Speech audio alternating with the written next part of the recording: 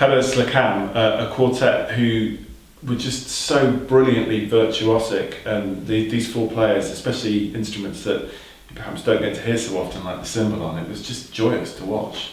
Yeah, and just so full of energy and musically absolutely compelling, and like great music of so many eras, crossing boundaries across genres in really beautiful ways. And another treat for the jury was the discovery of this extraordinary string ensemble from Montreal, Collectif Neuf. Yeah, these people play as if they're being chased down the road by wild animals, okay, and they're running along with their string instruments, and the way it is for them is they have to play the best they can or they are going to be eaten.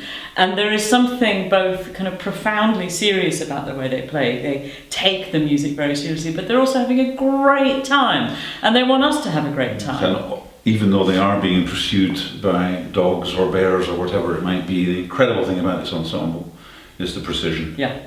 Whether it's Brahms or Holbrook or Shostakovich, there is a precision and a clarity and an exactitude to that sound, intonation, togetherness, which is really very, very special, I think. Yes, I mean, if it was a car, a high octane, high performance, sleek lines, but with a little bit of crazy style. I'd buy it.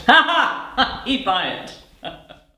Well, Trip Trip Trip is a Colombian trio of guitars, of acoustic guitars, that uses both classical and popular music to create a new idea of music. They work with a lot of composers in Colombia. They are very active, and we were really happy to receive the submission, and we are happy of supporting them. I hope you will enjoy the showcase. Transporting ancient music in our times is not so easy. Listen to ZWERM. ZWERM found an interesting and very effective way to do this. They perform music of the 16th century in a sparkling way on 4 electric guitars. Enjoy! The live performance of Sven HELBIG's I Eat the Sun and Drink the Rain is going to be a very moving experience, I think.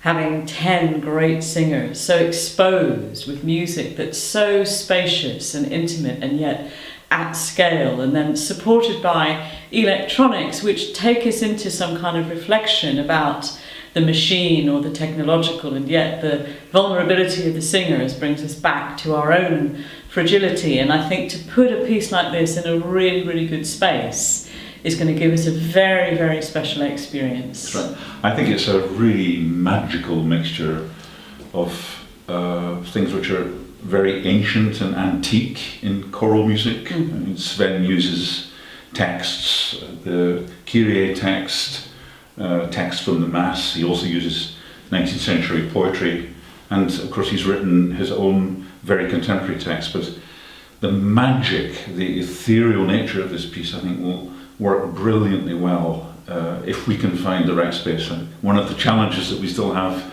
is to let this piece really sound its best, and that the audience can really, be affected by this magical, transparent quality, will be to find a space which works. And we shouldn't be watching with our eyes closed, or we should be listening with our eyes open, because there are very, very, very touching visuals, an Icelandic artist, and also costumes from a Berlin-based artist. So there's something that's enwrapping us with a very complex aesthetic sensibility. Yeah. And I think it's also wonderful that the jury has been able to select a piece which is really very large in scale. This is a major piece. This is a major work, and I think one of the great discoveries of jury life in the last couple of years.